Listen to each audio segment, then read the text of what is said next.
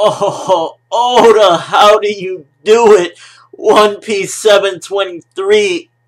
Oh. In case you can't tell by that intro, fucking beast chapter. So shortly after Sanji and Zoro figure out who's going where, we start off with some comedy gold with Bartolomeo, and it's pretty much kind of giving a little more into the character and how big of an obsession he has with Luffy. It's not only to do with Luffy, but it's also to do with anything connected with Luffy, and that includes the Straw Hats as well. Because he's just there jizzing over the fact that Zoro's there. He's like, oh, he cut up all those people on Enies lobby, and it's like, yeah, he's not only a Luffy tard, he's a Straw Hat tard and a tard of anything to do with Luffy's interests. I wonder if he's a tard of meat. Also, it was interesting getting the identity of that guy with the top hat. A lot of people were saying there was many different people. Big one was Sabo! But his name is revealed in this one while he's talking to Baby 5. His name is Gradius, and he seemingly has like some sort of power to, I don't know exactly what it does, because his hair turned into like Super Saiyan spikes or something and it popped his hat. So maybe he has some sort of form of maybe hardening his body into some very sharp parts or something. I don't know, maybe he ate the sharp fruit, because at first I thought that he was like making an explosion or something, but I think it was actually his hair became so hard and sharp that it just popped the hat. And also the fact that he's calling Doflamingo Young Master, and you know, his name is Gradius for that matter. I highly doubt he's Sabo, unless it's Sabo with no memory, which in that case, yeah. And this chapter just was really a big, great, amazing setup, because Violet fucking tells Sanji that there's 3,000 Marines coming over in 4 battleships, so automatically that is setting up for this huge, humongous ending to this thing. So for people that have been saying that this doesn't feel like what it should feel like, that this is New World, but things ain't really going according to plan, this chapter should shut everyone up. 3,000 Marines,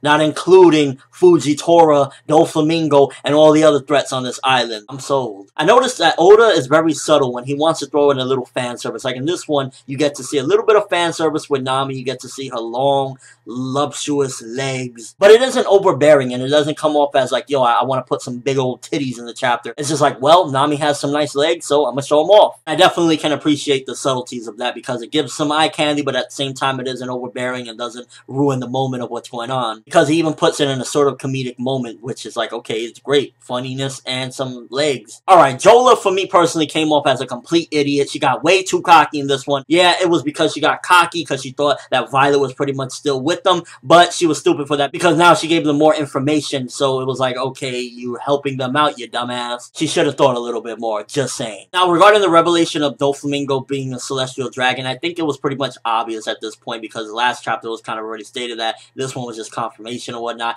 And the way Doflamingo said it, because at first, like in the last chapter in this one, it was kind of like, wow, so he has him pinned on the floor and now he's giving me his backstory. But I guess he just wanted to cut it short and say, yeah, if I was to sit down and have a cup of coffee with you or something, I would keep on telling you my life story, but we got to get down to business. Making the situation feel more realistic and not just, well, time to tell you the story, people. And I think this is one of the last times where I'm going to count Law out as far as like, okay, he fucked up, because he even planned down to not having Caesar's heart with him, and that was actually one of the Marines. What he did with the heart is a mystery, but at the moment it's just like, I can't count him out anymore. Every time I think, yo, that's it, Law fucked up, it's done, he comes up with a trick up his sleeve. Now, the way Law got away was a little bit like, what the fuck is going on, because he used shambles, and then all of a sudden he just darted out of there. So that was a little bit, And in the beginning of the chapter, it was just so clever how Oda did everything, where Nami used her attack, so immediately alarmed Sanji, like, yo, I gotta go over to the Straw Hats. It wasn't like, oh, out of nowhere Sanji shows up. And that's just what made this chapter, in my opinion, a perfect chapter. Everything, it gave you information, comedy, fan service, everything you would want from a chapter. This was one of those chapters that delivered it all. But then that ending, though. Now, I'm gonna keep it real with you. I'm gonna be 100% with you. That shit was epic as fuck.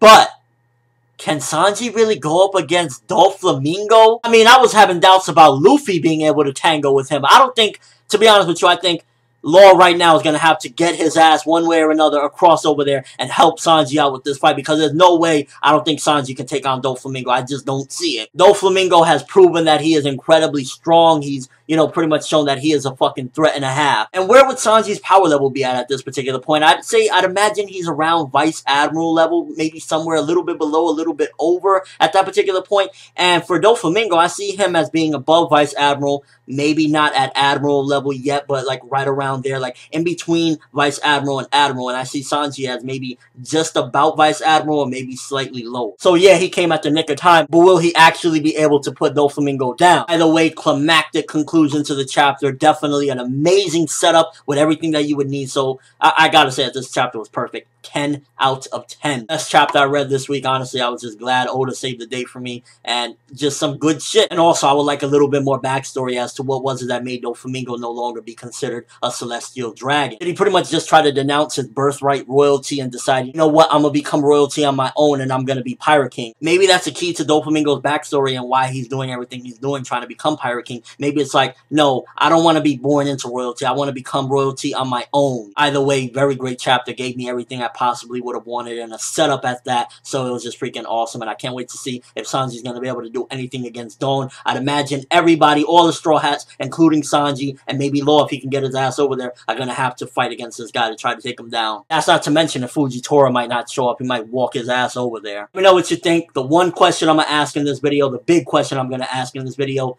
Sanji, Doflamingo. Does Sanji stand a chance? Is he even on Doflamingo's radar of power? Doflamingo did compliment him and said, oh, okay, so we got a little bit of a powerful one here. But is that enough to him to take down Doflamingo, at the very least stop him so they can get away? Let me know in the comment section below and your overall thoughts of this chapter, because I was fucking mind blown at the greatness of a setup. But that's all I have for this review. Thanks for watching. Hope you enjoyed. Thumbs up if you can't wait to get this fight Sanji Doflamingo next chapter, because I'm fucking excited. I can't wait. I'm ForneverWorld, and as always, people, have an awesome day.